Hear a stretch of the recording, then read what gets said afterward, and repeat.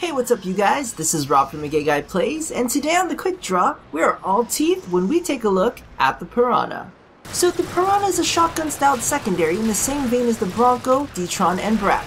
However, it does have one unique mechanic among its peers. It's fully automatic! Oh my god, it's like a whole new game! My mind is blown.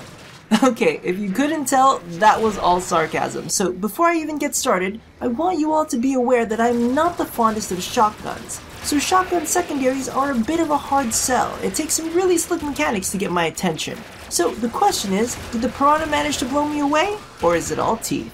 You can pick up the Pyrana's blueprints in the Tenno lab in your clan dojo after you've completed research on the axe stilettos. But if you find it hard to control yourself, you can always pick up the Pyrana pre-built along with a weapon slot and a catalyst in the market for 175 plat.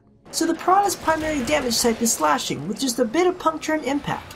You guys already know how I feel about slashing, so I'll keep it short. It's good if you're able to add in the appropriate elemental mods, otherwise it's not so good. Now, let's sink our teeth into the real issue here. While I personally feel that the Pyrana is one sexy gun, its art assets aren't really enough to pull it through its mediocrity. Its damage, accuracy, status chance, and clip size is on par with its counterparts. Its crit is slightly higher, but due to its baseline crit modifier, isn't necessarily notable, and its reload, it's just okay. The only noteworthy thing about the Pyrana is the fact that it's fully automatic and has no damage fall off. But the reality is, the rest of its mechanics don't really jive with this combo.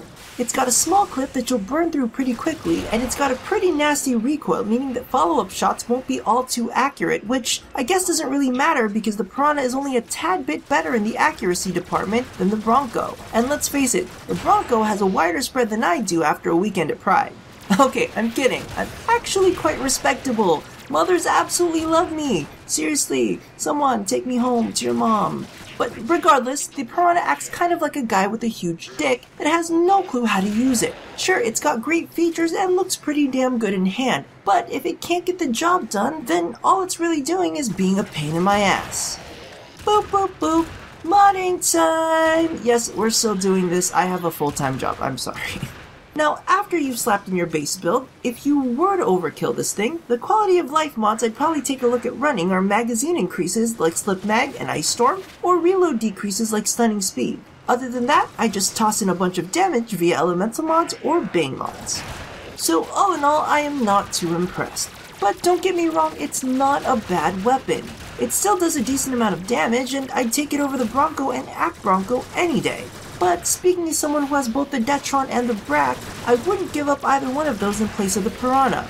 Because, to be honest with you, even though this runs full auto, unless you're attempting to whittle down a huge group, it's still way more efficient and just as effective to use as a semi-auto.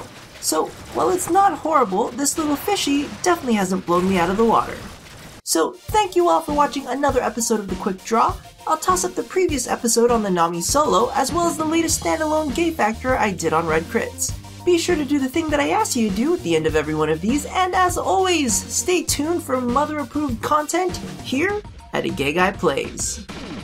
Seriously though, I bake really good cookies and I have very good table manners. Someone, take me home. Anyone? Anyone?